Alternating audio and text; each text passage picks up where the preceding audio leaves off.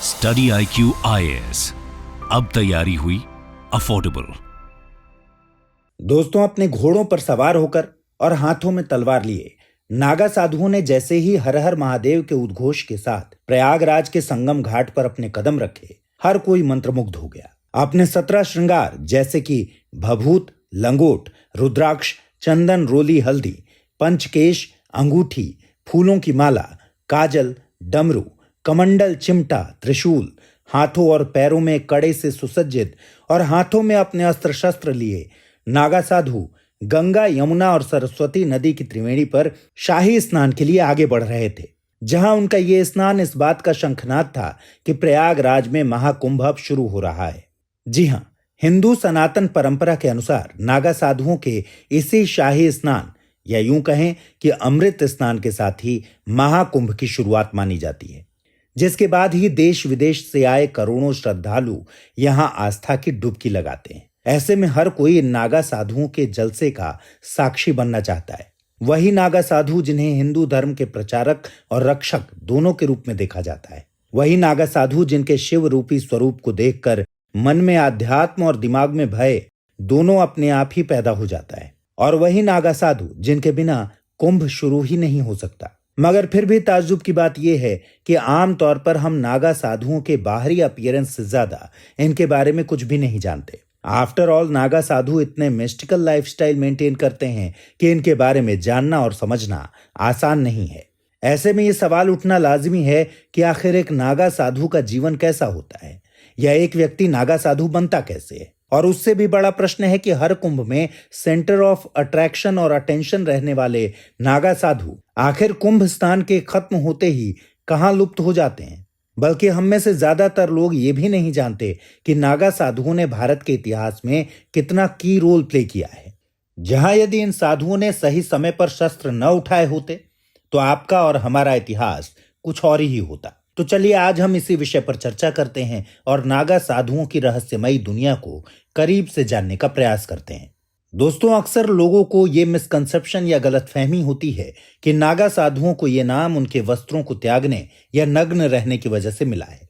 लेकिन असल में नागा शब्द संस्कृत के नग से बना है। ऐसे में वो साधु जो पहाड़ों या उनमें बनी गुफाओं में रहते हैं, नागा साधु कहलाते हैं। दरअसल नागा दीक्षा के दौरान दो तरह के नागा साधु तैयार होते हैं। एक दिगंबर नागा साधु जो एक लंगोट धारण करने के अलावा और कोई कपड़ा नहीं पहनते, जबकि दूसरे श्री दिगंबर नागा साधु जो पूरी तरह निर्वस्त्र रहते हैं। अब अगर हम नागा साधुओं के ओरिजिन की बात करें तो माना जाता है कि हिंदू सनातन सभ्यता की तरह शिव भक्त नागा साधुओं का इतिहास भी हिंदू सनातन सभ्यता के ओरिजिन के साथ जुड़ा है, जिसका पहला लिटरेरी एविडेंस हमें ग्रीक फिलोसफर्स और हिस्टोरियंस के रिकॉर्ड से मिलता है, जहां वे बताते हैं कि जब 4th सेंचुरी BCE में अलेक्जेंडर या सिकंदर ने भारत पर हमला किया था, तब झेलम नदी के पास ही उसकी मुलाकात कुछ नागा साधुओं से भी हुई। ग्रीक हिस्टोरियंस ने अपने रिकॉर्ड्स में एक साधु का नाम कलानोस लिखा है। इन रिकॉर्ड्स में भारतीय साधुओं के लिए जिम्नोसोफिस्ट टर्म लिखा गया है। ग्रीक भाषा में इसका मतलब होता है नेकेड फिलोसफर। लेकिन मान्यता है कि आज के स्वरूप में नागा साधुओं की शुरुआत 8th सेंचुरी में आदि शंकराचार्य ने की थी। असल में ये वो दौर था जब भारत में हिंदू धर्म का पतन होता जा रहा था। साथ ही एक्सटर्नल इन्वेडर्स के हमले भी बढ़ते जा रहे थे, जहां ये इन्वेडर्स खास तौर पर हिंदू मठ, मंदिरों और धार्मिक पुस्तकों का नाश कर रहे थे। ऐसे में शंकराचार्य ने सनातन धर्म संगठन को मजबूत करने के लिए कई कदम उठाए। इन्हीं में से एक था देश के 4 कोनों पर 4 पीठों का निर्माण करना। इसके अलावा आदि गुरु ने मठों, मंदिरों की संपत्ति को लूटने वालों और श्रद्धालुओं को सताने वालों का मुकाबला करने के लिए सनातन धर्म के विभिन्न संप्रदायों की सशस्त्र शाखाओं के रूप में अखाड़ों की स्थापना की शुरुआत की। असल में आदि गुरु शंकराचार्य का मानना था कि सामाजिक उथल पुथल के इस युग में केवल आध्यात्मिक शक्ति से ही इन चुनौतियों का मुकाबला करना काफी नहीं है। ऐसे में उन्होंने जोर दिया कि युवा साधु व्यायाम करके अपने शरीर को सुदृढ़ और मजबूत बनाएं और हथियार चलाने में कुशलता हासिल करें। इसलिए ऐसे मठ बने जहां इस तरह के व्यायाम या शस्त्र संचालन का अभ्यास कराया जाता था। ऐसे मठों को अखाड़ा कहा जाने लगा और यहां से उदय हुआ नागा साधुओं का, जिन्हें हिंदू धर्म के रक्षकों के रूप में स्थापित किया गया और जो हिंदू शास्त्र के साथ साथ शस्त्र कला में भी माहिर होते थे, जो बिना किसी मोह, लालच या इच्छा के हर आक्रमण से हमारे मठ, मंदिरों, ज्ञान, पुस्तकों और संस्कृति का सुरक्षा कवच बन पाने में समर्थ रहे हैं। बल्कि कई बार तो स्थानीय राजा महाराजा विदेशी आक्रमण की स्थिति में नागा योद्धा साधुओं का सहयोग लिया करते थे और इसलिए कुंभ में अलग अलग अखाड़ों से आने वाले नागा साधुओं को ही पहले शाही स्नान का मौका दिया जाता है। अगर हम इन अखाड़ों की संख्या की बात करें तो ऐसा माना जाता है कि आदि शंकराचार्य ने 7 अखाड़ों को स्थापित किया था, मगर आज हिंदू धर्म में 13 अखाड़ों को मान्यता दी गई है। लेकिन आज भी ज्यादातर नागा साधु जूना अखाड़े के ही होते हैं और आज भी इन साधुओं का जीवन बहुत कठिन होता है। इन साधुओं को पूरी जिंदगी सेलिबसी या ब्रह्मचर्य का पालन करना होता है ताकि वे अपनी फिजिकल और स्पिरिचुअल एनर्जी और फोकस को केवल धर्म के मार्ग पर ही लगाएं। इतना ही नहीं, नागा सन्यासी सभी मटेरियलिस्टिक अटैचमेंट्स और सोसाइटी कन्वेंशंस का मोह छोड़कर अपने कपड़ों तक का भी त्याग कर देते हैं, फिर चाहे मौसम कोई भी हो, ठंड, गर्मी या फिर बारिश। यहां तक कि आमतौर पर नागा साधु सोते भी जमीन पर ही हैं। साथ ही वे केवल भिक्षा और दान पर ही निर्भर रहकर जिंदगी बिताते हैं और दिन में केवल एक समय ही भोजन करते हैं। जहां उनके व्रत के अनुसार एक नागा साधु हर रोज केवल 7 घरों से ही भिक्षा मांगता है। लेकिन यदि किसी दिन उन्हें इन 7 घरों से भी भिक्षा न मिले तो उन्हें उस दिन भूख को स्वीकार करना होता है।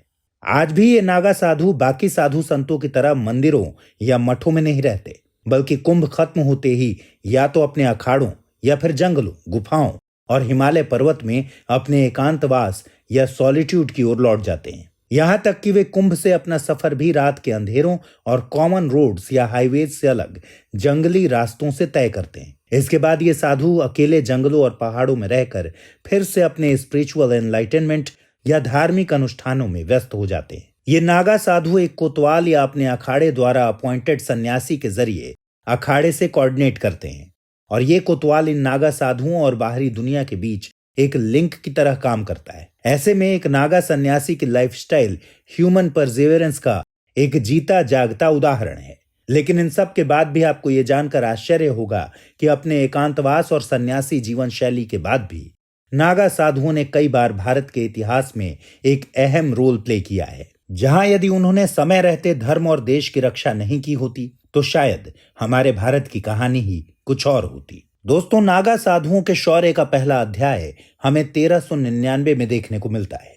असल में 1398 में मंगोल किंग तैमूर लंग ने भारत पर आक्रमण कर दिया था। इस दौरान उसने दिल्ली के कई मंदिरों को लूटा और हजारों लोगों को मौत के घाट उतार दिया।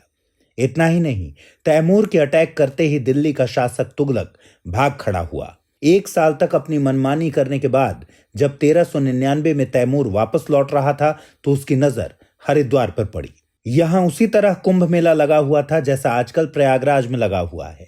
ऐसे में लूट के इरादे से उसने अपनी सेना हरिद्वार की ओर मोड़ दी, मगर यहां उसका सामना कुंभ के लिए अपने दल बल के साथ आए नागा साधुओं से हो गया, जिन्होंने जाट और गुर्जर राजाओं के साथ मिलकर तैमूर की सेना को अपना रास्ता मोड़ने पर मजबूर कर दिया।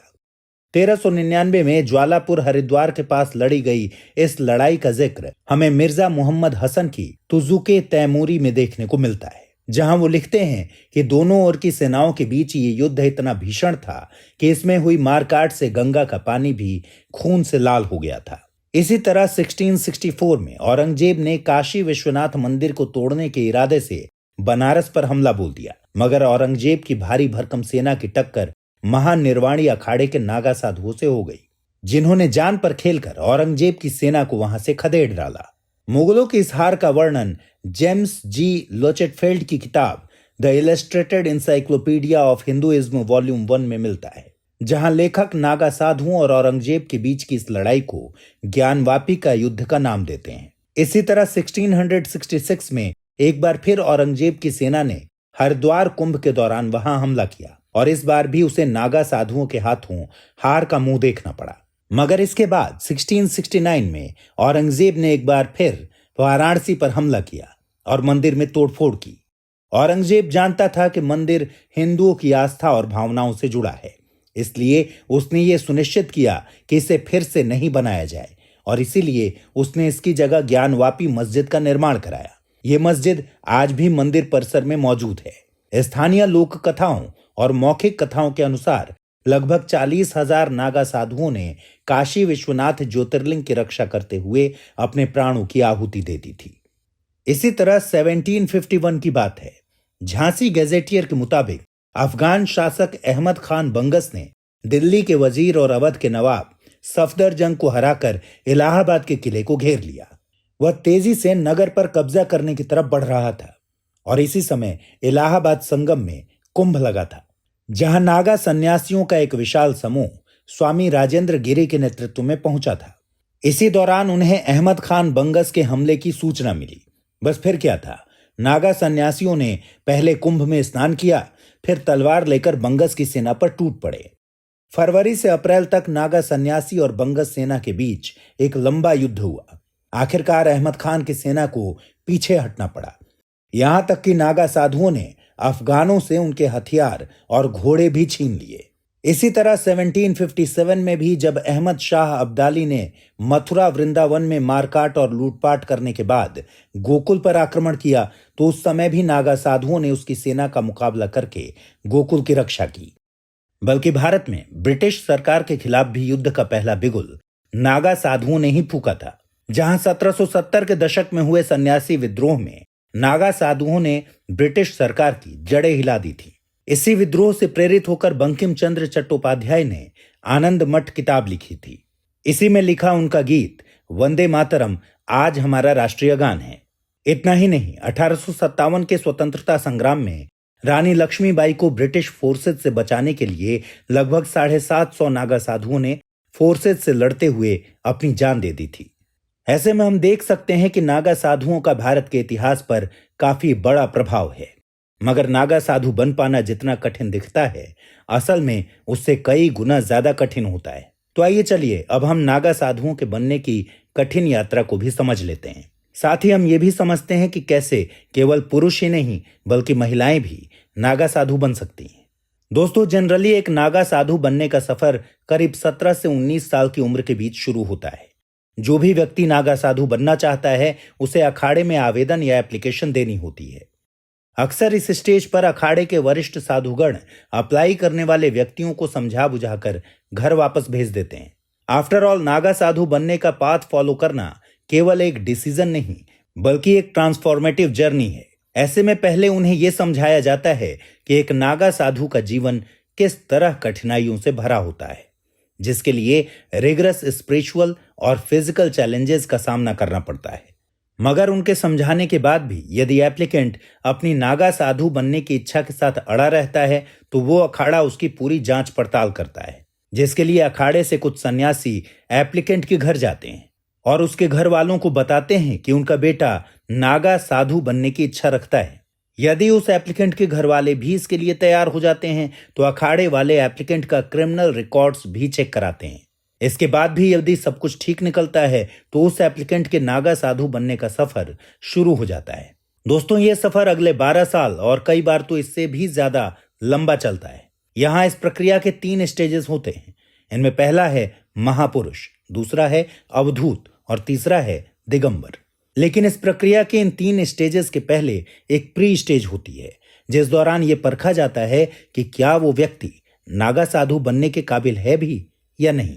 इस प्री स्टेज में नागा साधु बनने की चाह रखने वाले व्यक्ति को एक गुरु बनाना होता है। साथ ही उस अखाड़े में रहकर कुछ साल सेवा करनी होती है। इस दौरान वो वरिष्ठ सन्यासियों के लिए खाना बनाने, उनके स्थानों की सफाई करने, साधना और शास्त्रों का अध्ययन करने जैसे काम करता है। साथ ही इस दौरान वो व्यक्ति केवल एक वक्त ही भोजन करता है और अपने गुरु से काम, वासना, नींद और भूख पर काबू पाना सीखता है। इतना ही नहीं, इस प्री स्टेज में गुरु और अखाड़ा दोनों ही इस एप्लीकेंट का पूरा ध्यान रखते हैं। यहां यह देखा जाता है कि कहीं वो व्यक्ति मोह माया में पड़कर अपने राह से भटक तो नहीं गया, या क्या वो अपना घर बार छोड़कर दुखी तो नहीं है। अगर इस पीरियड में कोई एप्लीकेंट भटका हुआ या कमजोर पड़ता हुआ पाया जाता है तो उसे वापस उसके घर भेज दिया जाता है। मगर यदि वो एप्लीकेंट प्री स्टेज की इस अवधि में खरा उतरता है और वापस अपने घर या सांसारिक चीजों के बीच नहीं लौटना चाहता तो नागा बनने का उसका असली सफर शुरू हो जाता है। इसके लिए सबसे पहले उसे सन्यासी जीवन जीने की प्रतिज्ञा दिलाई जाती है। साथ ही उसे महापुरुष घोषित करके पंच संस्कार किया जाता है। जहां पंच संस्कार के अंदर उस व्यक्ति को शिव, विष्णु, शक्ति, सूर्य और गणेश को अपना गुरु बनाना होता है। इतना ही नहीं, अखाड़े की ओर से उसे नारियल, भगवा वस्त्र, जनेऊ, रुद्राक्ष, भभूत सहित नागाओं के प्रतीक और आभूषण दिए जाते हैं। इसके बाद गुरु सांकेतिक रूप में अपनी प्रेम कटारी से शिष्य की चोटी काट लेते हैं। इसके बाद आता है सेकंड स्टेज। इस दौरान फर्स्ट स्टेज में महापुरुष बने सन्यासी को अवधूत बनाने की प्रक्रिया शुरू होती है।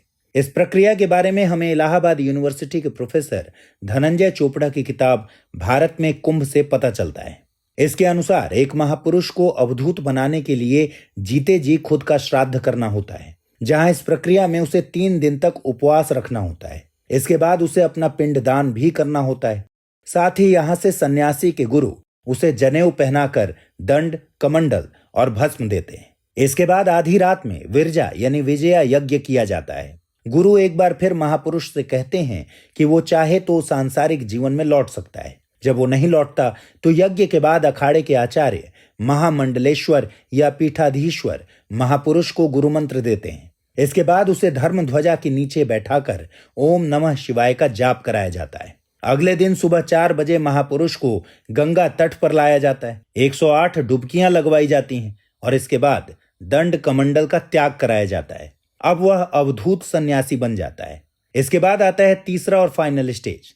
भारत में कुंभ किताब के मुताबिक अवधूत बनने के बाद सन्यासी को दिगंबर की दीक्षा लेनी होती है। ये दीक्षा शाही स्नान से 1 दिन पहले होती है। ये बेहद कठिन संस्कार होता है। इस दौरान गिने चुने बड़े साधु ही मौजूद रहते हैं।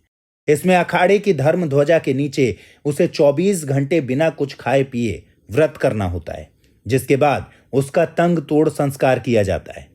इसमें सुबह 3 बजे अखाड़े के भाले के सामने आग जलाकर अवधूत के सिर पर जल छिड़का जाता है और उसके जननांग की एक नस खींची जाती है, जिससे साधक नपुंसक बन जाए। ऐसा करना इस बात का प्रमाण है कि अब वो नागा साधु सारी उम्र ब्रह्मचर्य का ही पालन करेगा।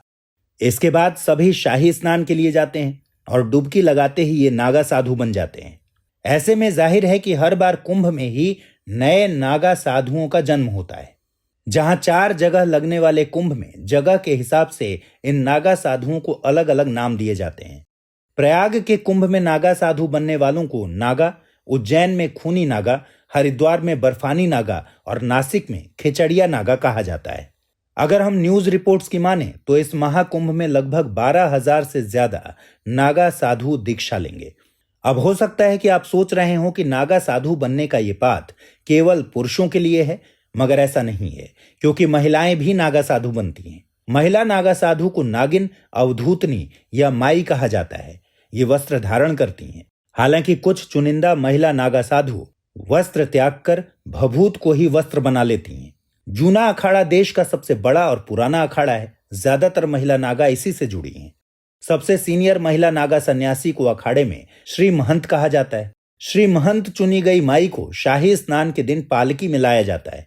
उन्हें अखाड़े की ध्वजा और डंका लगाने का अधिकार होता है। महिला नागा सन्यासी बनने की प्रक्रिया भी पुरुष नागा साधुओं जैसी ही है, मगर बस इतना है कि ब्रह्मचर्य पालन के लिए पुरुषों का जननांग निष्क्रिय किया जाता है, जबकि महिलाओं को ब्रह्मचर्य के पालन का संकल्प लेना होता है।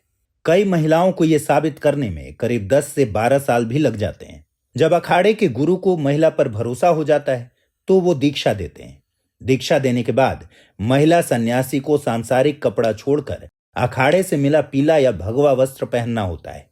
इन्हें माता की पदवी दी जाती है। तो दोस्तों, ये थी नागा साधुओं की वो रहस्यमयी दुनिया जिसमें एक नागा साधु धर्म, कर्तव्य, त्याग और आस्था से बंध जाता है, या यूं कहें कि अपने इष्ट देव शिव के और करीब जाकर सांसारिक चीजों से मुक्त हो जाता है। वो मुक्ति जो शायद आम आदमी जीते जी कभी नहीं पा सकता। तो आज के इस वीडियो में इतना ही रखते हैं। आपको ये वीडियो कैसा लगा कमेंट सेक्शन में जरूर बताइएगा। अगले वीडियो में फिर किसी और टॉपिक के साथ मुलाकात होगी। ख्याल रखिए अपना। नमस्कार। स्टडी IQ IAS अब तैयारी हुई अफोर्डेबल।